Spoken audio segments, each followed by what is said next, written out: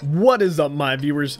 It is time for a World of Tanks gameplay commentary. This is going to be a viewer replay sent in from Never Aim, platooned up with his buddies Laserbrain and Zetaze. I'm not quite sure if I'm saying that one right, but let's not focus too much on that. He's driving his Type 61, a Tier 9 medium tank, for a standard battle. Am I right? No, I am right. Okay, as if there's any kind of other battle on Swamp. Now, this is 9.5, so it is the older version of Swamp. Hopefully, I'll be semi-quickly through these 9.5 games, and there will be, should be the second upload today, because I took a little bit of a break there with 9.5, in the middle of 9.5 after starting them, so I'm going to try and make up for it with this upload and the previous upload before this. Hopefully, I am able to do just that. Looks like a T43, a T21, and a T54 all going into the middle, just like Never Aim here, who has Laserbrain following up close behind. A bit of a bold move, if I do say so myself, but it looks like he will get a free shot off on the T54,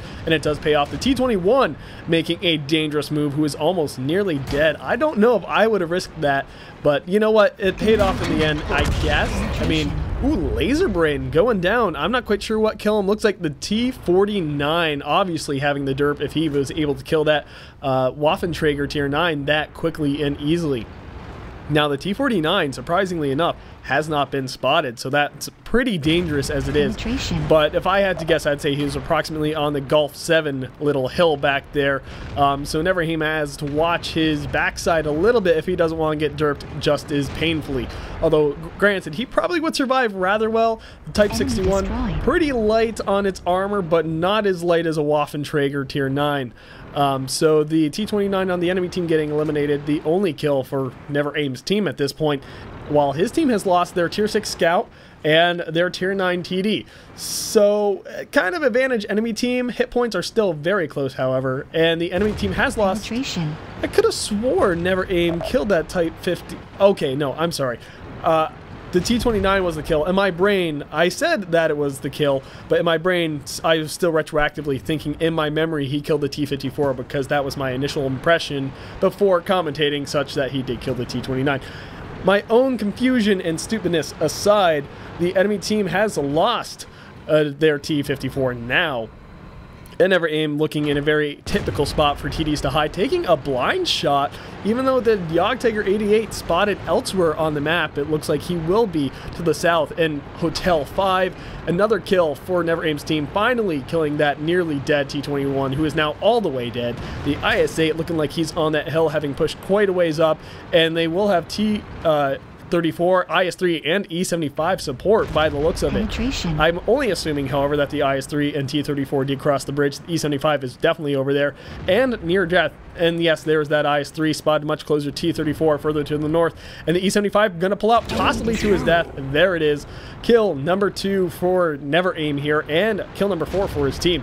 The IS-3 is in a world of hurt, and Zetaze looking like he's in that Conqueror. Now I have to say that having played the Conqueror quite extensively, earning 2 marks of excellence on it without even really trying, quite a reliable vehicle. And you know what? Actually, on that note, I think my next video will be recording one of the more favorable games, one of my better games in that vehicle, one where I just demonstrated its strongest point, which you'll see in the next video. But getting back to this one, 4 to 5 hit points definitely favoring Never Aim's team, but only by a couple thousand, so not anything significant. T-34 getting eliminated, and hit point difference still only just over 2,000.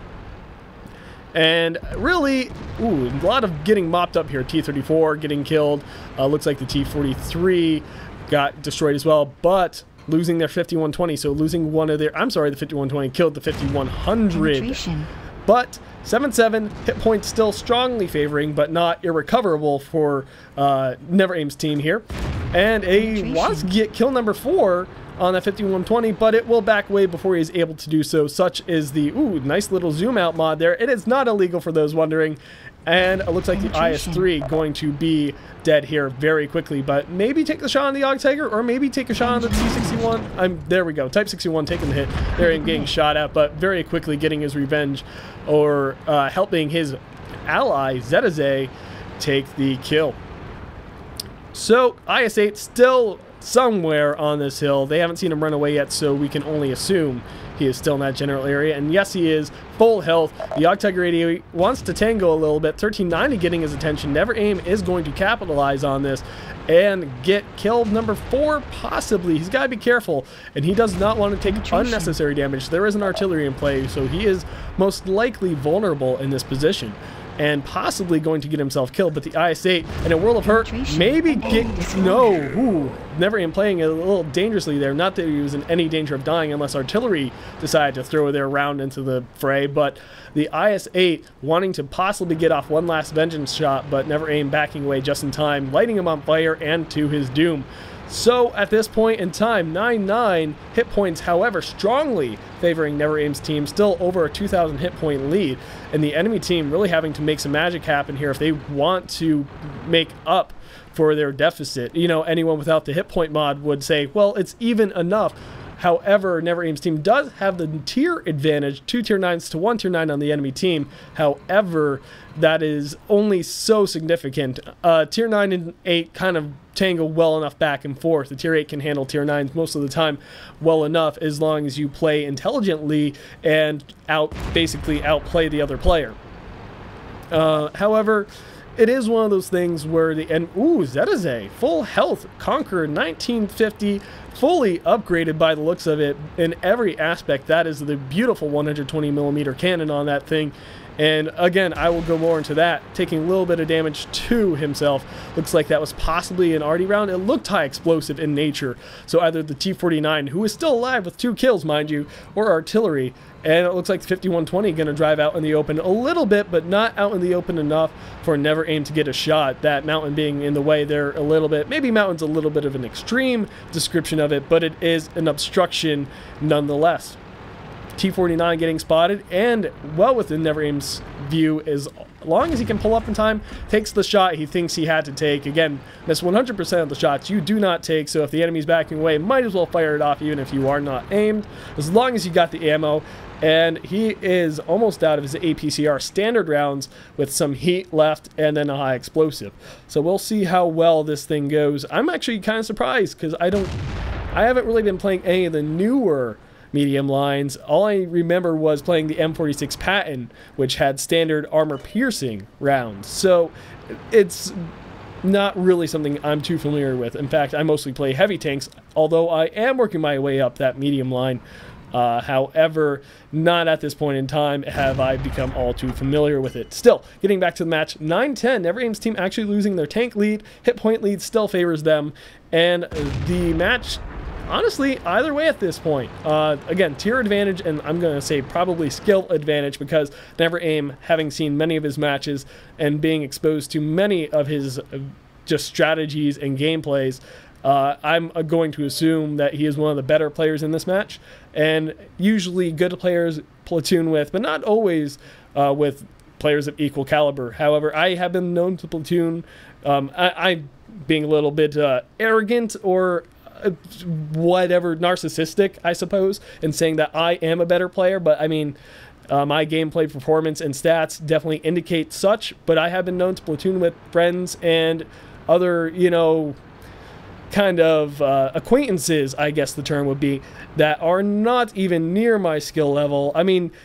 Afflicted Mache, he won't take any offense by this, but we all know that he is very new to the game. His skill level is that of just a beginner. I've been doing my part to help him whenever I play with him to figure out how better to improve his performance, but still, it's not even that far. It's not unfair to say that my skill far exceeds his in this game. Very much so that Never Aim here, I'm assuming most of the time, however, like myself, he prefers to platoon up with players that are going to carry or have as good of a chance of carrying a match that he would. Usually it's the benefit of trying to platoon up and win more matches and up your win rate by having a more reliable team, or at least at some level having a decent amount of teamwork, being in communication.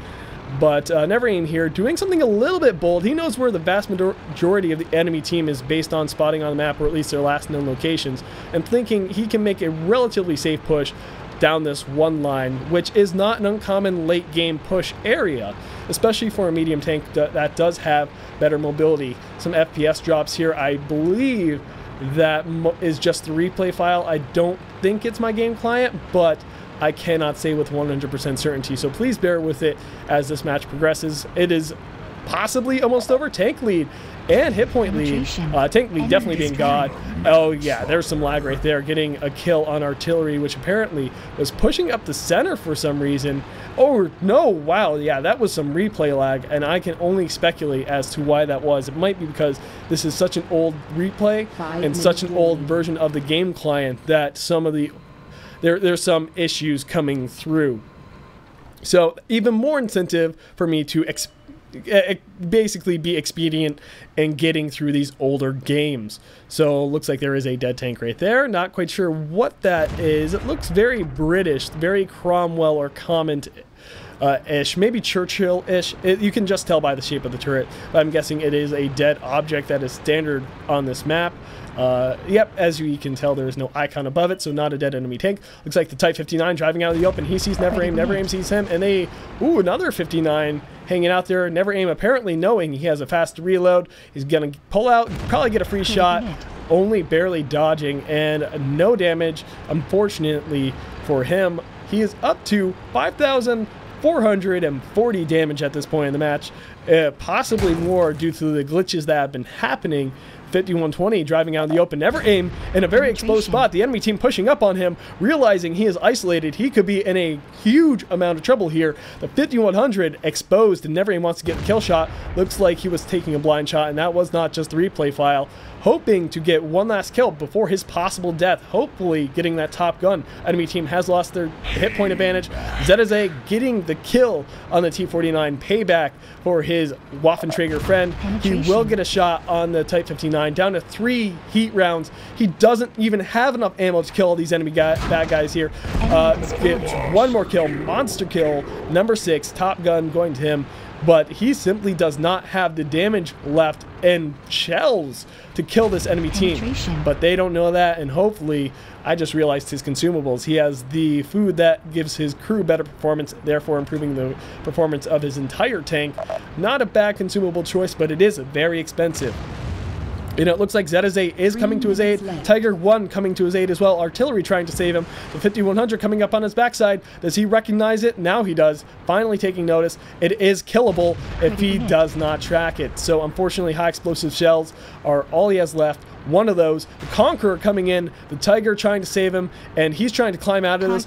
He might be able to get the kill there. Okay, so that was a 5100, and there was a 5120 as well. Zedazay coming in to save him, and 20 hit points remain on Never Aim. And all that remains for the enemy team is this Type 59. Looks like the Tiger 1 is trying to tell Never Aim to fall back. Never Aim just trying to stay alive at this point. He doesn't even have any ammo. And someone apparently talking to this Type 59, calling him newbie, getting and then all the death goes to the the Tiger P, the GW Tiger P. My bad on that little word slip up there, but still very nerve-wracking there towards the end. I wasn't quite sure Never Aim was going to survive, especially as he started to run out of shelves. He had some very unfortunate bounces there. Those enemy tanks possibly living for far longer than they should have, but at the same time, that's World of Tanks. There is always going to be an RNG element, especially when you have that plus and minus 25 aspect applied to pretty much everything. Still, very well played, over 6,800 damage dealt, but we're going to go see if that number is actually accurate in the post-game stats. Alright, and here we go. Now, I did actually see what Never Aim titled the email, which was "No ammo, no problem," but I think a better title for this video would have been "He needed a hero there at the end of the match," and boy, did it come. Just his team did eventually come to his rescue there, but it was very close, and I wasn't quite sure he was going to survive. But overall, getting himself a high caliber and a top gun, very predictable rewards there, as well as an ace tanker, also kind of predictable based on his performance, but a lot of pins and ribbons, or rather, yeah, both. And overall, we stack it by damage. That final number was actually right, even with the replay derp ups. And the Conqueror, his ally Zedazay, who eventually came to his aid with a total of 3 kills, got the second most damage. Ferdinand doing okay, and then everyone else kind of falling in line. The 2801, don't blame him much. The Yacht Tiger, kind of his own fault there, I guess. I mean, we saw him not doing much in the match. And it looks like actually Laserbrain getting off a little bit of damage before he actually died. That's kind of unexpected with how soon he died in the match. Still quite respectable. That T-49 on the enemy team, wow, really raking in that damage. Just over 4,000 of it. Their artillery also doing quite a good job of it. The IS-8 not too shabby either. And those 59s were platooned up. I took little notice of that, in fact none in the match, so kind of probably something I should look out for in the future. I mean, this whole replay commentary thing, ever since I started it, is always a learning process, and I always forget things because it's hard to always take notice of every little thing in a match unless I had a checklist that I went down through every single time. But let's face it, that would make it boring. Still, very respectable performance by certain members of both teams. And just kind of showing the T-49 maybe a little overpowered. I don't know. Still earning profit surprisingly, despite, well, I mean, considering he didn't fire that many heat shells, and the fact that he did get a significant amount of damage off. I guess it isn't too surprising, although it would have been far better had not so many of his shells missed or ricocheted. But I mean, the Type 59 has always been a little bit of a troll, so I guess it isn't to be unexpected. 32 shots fired, 24 of those actually managing to hit, and only 20 penetrations, so that's not exactly a good penetration ratio. But you know what? I think results speak a lot better than that, because when you look at it, it's like, well, he didn't really pen that many of his shots percentage-wise. It's like, yeah, but he did just under 7,000 damage to the enemy team in a Tier 9 match with mostly Tier 8s, totally carrying his team just all the way. It is hard to argue that they would not have won without him. I guess I should say it's hard to argue that they would have won without him. I kind of mixed up those words there, as is common in culture. You know, when people say you don't know nothing, to say you really do not know anything, but you don't know nothing is kind of, anyway, enough of me rambling on. Let's get on with this. And by get on with this, I mean end this, because that's pretty much going to do it for this video.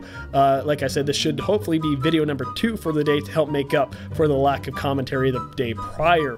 But if not, I apologize for the kind of infrequency. Life has been getting a little bit chaotic here, but there should be a update video sometime relatively soon, an MISC for August, which will be when this publishes, that explains a bit more with my channel. So if you're ever curious on what's going on with my life in general, or you don't care, which, you know what, I don't blame you, but just watch that if you are ever curious. But until next time, I guess this has been Spang, and well, clearly I am just oh so professional. Until next time, my viewers. MLG Dynamo!